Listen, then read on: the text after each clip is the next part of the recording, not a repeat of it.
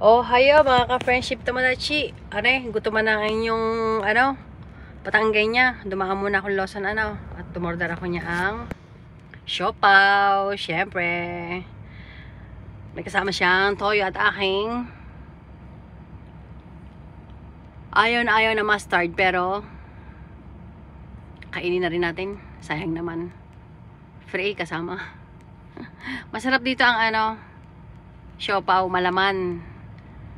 Hindi kagaya sa Pilipinas, konti lang yung laman nasa gitna. Ito, napaka-floppy na ng pinaka buns niya. Tapos talagang ang dami niyang laman sa loob. Inatid ko kasi yung anak ko sa trabaho. Siyempre, hindi pa nag-aalmusal ang lola. At ito nga pala yung yogurt na naalala ko yung nanay ko. Gusto niya talaga yan. Ay, said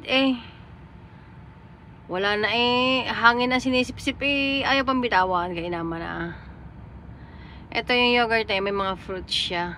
Aloe. Masarap. Tapos habang kumakain kayo, yan ang view sa labas. O, diba?